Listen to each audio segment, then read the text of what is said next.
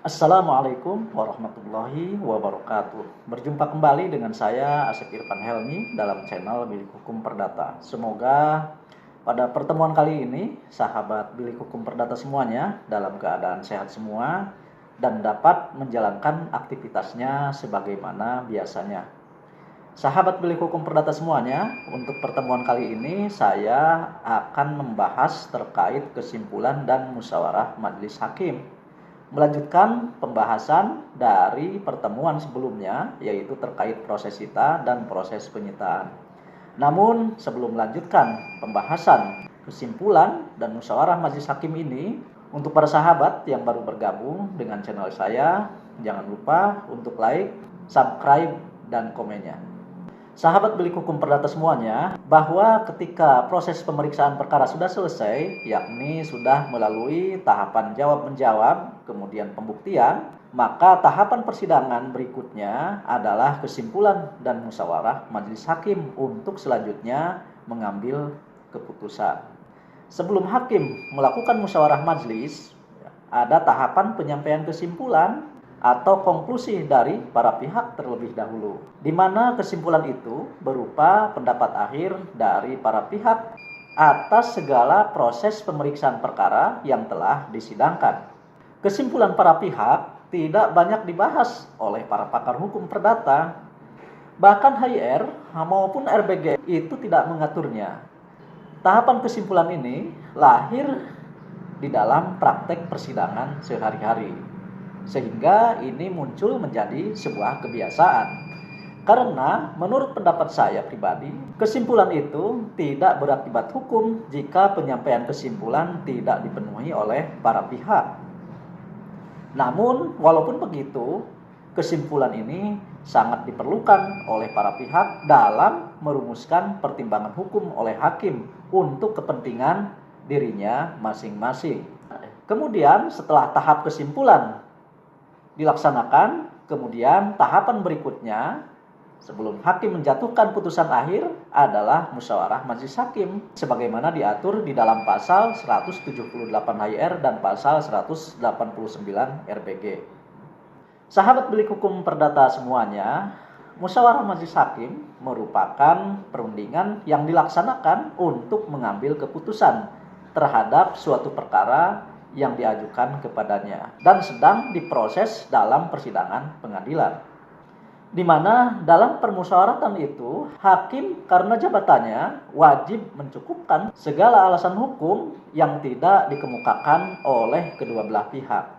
Oleh karenanya di dalam musyawarah itu hakim harus mempertimbangkan segala apa yang dituntut.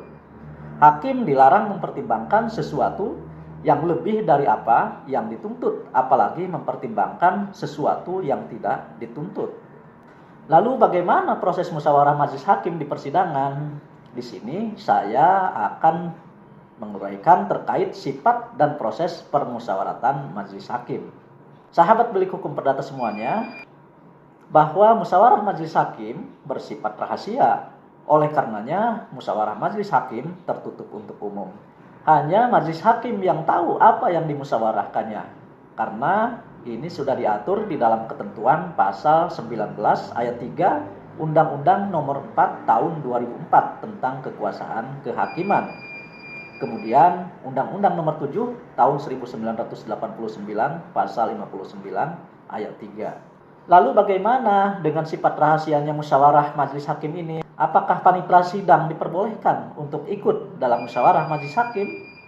Di dalam buku 2, Pedoman Teknis Administrasi dan Teknis Peradilan Agama, cetakan tahun 2013, memberikan petunjuk bahwa jika dipandang perlu dan mendapat persetujuan majelis hakim, panitera sidang dapat mengikuti jalannya rapat permusyawaratan majelis hakim.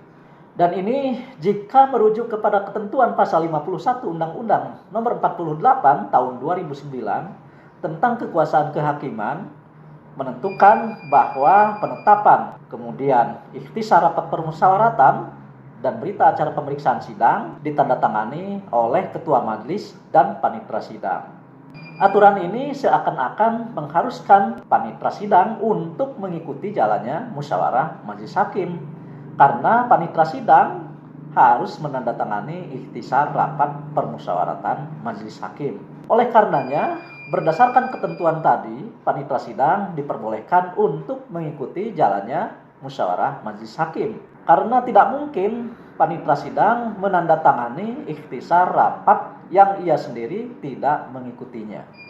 Sahabat bilik hukum perdata semuanya, terkait proses musyawarah majelis hakim di dalam pasal 14 ayat 2, ayat 3 dan ayat 4 Undang-Undang Nomor 48 Tahun 2009 tentang kekuasaan kehakiman yang telah dituangkan di dalam buku 2 tentang pedoman pelaksanaan tugas dan administrasi peradilan agama cetakan tahun 2013 telah memberikan petunjuk bahwa di dalam rapat permusyawaratan majelis hakim, setiap hakim wajib menyampaikan pertimbangan atau pendapatnya secara tertulis terhadap perkara yang sedang diperiksanya.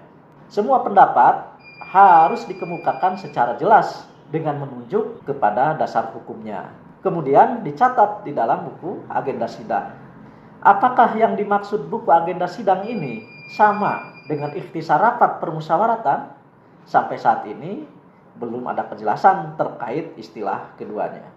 Di dalam rapat permusyawaratan majelis hakim, pertama-tama ketua majelis memimpin rapat dan mempersilahkan kepada hakim anggota 2 atau hakim yang paling junior untuk mengemukakan pendapatnya. Disusul oleh hakim anggota 1, yaitu hakim anggota yang senior, dan terakhir disusul oleh ketua majelis. Jika dari musyawarah tersebut terdapat perbedaan pendapat di antara majelis hakim, maka perbedaan itu harus diselesaikan secara voting atau hitung suara terbanyak. Dan pendapat yang berbeda atau dissenting opinion dapat dimuat dalam akhir pertimbangan putusan. Disinilah perlunya bahwa majelis hakim harus ganjil. Namun jika pendapat majelis hakim semuanya berbeda dan tidak ada pendapat terbanyak, maka putusan dapat disepakati berdasarkan pendapat ketua majelis sepanjang pendapatnya argumentatif. Karena menyepakati pendapat ketua majelis adalah langkah yang paling aman. Sahabat bilik hukum perdata semuanya, inilah pembahasan terkait kesimpulan para pihak dan musyawarah majelis hakim. Semoga pembahasan kali ini bermanfaat. Dukung terus channel saya dengan cara subscribe, like, share, dan komennya agar channel ini lebih berkembang lagi. Demikian, kurang lebihnya mohon maaf. Wassalamualaikum warahmatullahi wabarakatuh.